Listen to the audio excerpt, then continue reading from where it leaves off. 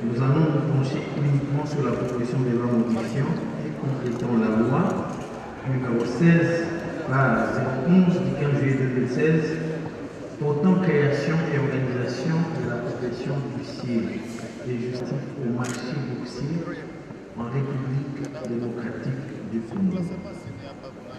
S'il n'y a pas d'objection,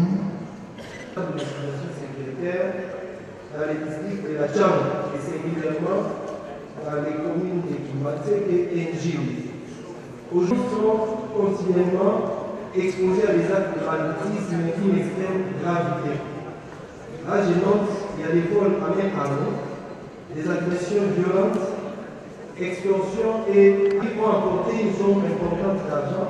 Ils ont violenté et saccagé les maisons à l'intérieur de la forme de la police, sont venus profaner l'église protestante de la communauté évangélique du Congo, qui est la plus grande église dans la commune de Chili. Les personnes qui étaient sur place.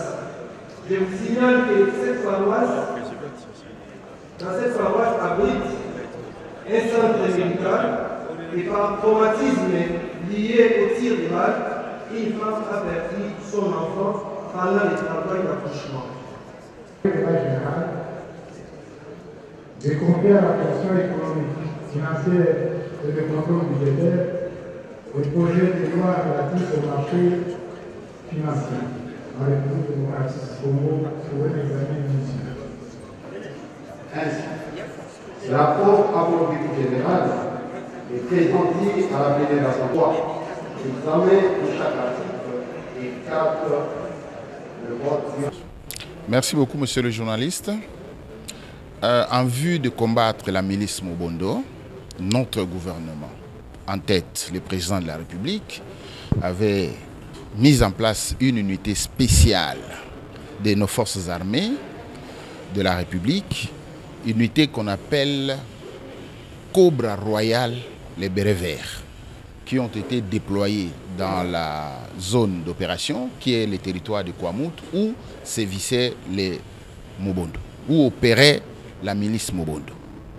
Mais il s'est fait qu'ils ont été déployés à Kwamout, à Ngambomi, à Bokala, et leur commandement se trouve être à Bolobo. Kwamout, c'est un territoire voisin au territoire de Mouchi. Alors, le fait pour ces militaires d'être non loin de Mouchi, juste en face de Mouchi, ils traversent de temps en temps pour s'approvisionner. Depuis un certain moment, nous avons commencé à constater que ces militaires voulaient, à leur passage, tout détruire. Ils maltraitaient la population, ils commençaient à procéder à des arrestations arbitraires, ils commençaient à extorquer les gens, les biens d'autrui, ils commençaient à prendre des femmes par la force, ils commençaient vraiment à déranger la quiétude de la population.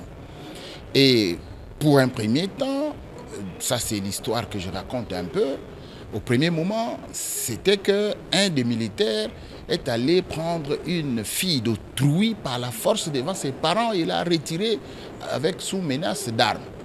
Et puis la situation avait vraiment dégénéré au point où les commandants de la force navale installée à Mouchi avaient demandé à l'inspection de l'auditorat de pouvoir arrêter ces militaires-là. Alors, lorsqu'on a arrêté les militaires, ses collègues qui étaient de l'autre côté, en face de Mouchi, ils ont pris la décision de venir semer les désordres en voulant prendre des forces, retirer des forces leurs collègues.